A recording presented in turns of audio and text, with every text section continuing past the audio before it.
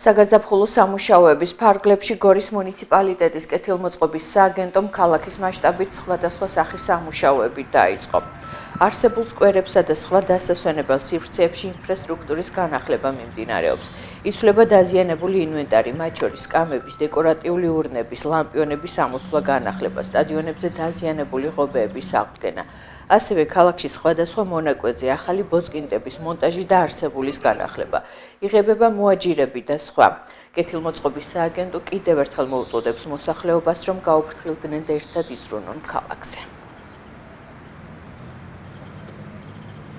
სააგენტომ ამინდების გამოსვლასთან დაკავშირებით დაიწყო საგაზაფხულო სამუშაოები მთელი ქალაქის მიმართულებით.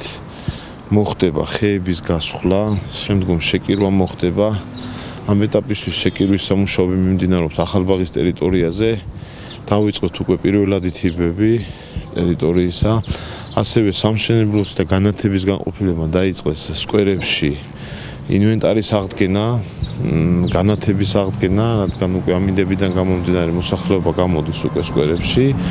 ვფიქრობთ, რომ სადღაც ერთი თვის ვარაუდში ყველა დასასვენებელი ობიექტი და ქალაქი გვექნება მოწესრიგებული იმისთვის, რომ სეზონისთვის უკვე იყვეთ ფორმაში, რადგან მოსახლეობამ დაისვენოს კარგად. რაც შეიძლება სააგენტოს თხოვნა იქნება ერთი, რომ ინვენტარი რაც შეიძლება გაუფრთხილდეთ, არ დავაზიანოთ, მოუფრთხილდეთ, რადგან გქონდეს მოწესრიგებული სკვერები და დასვენების ადგილები.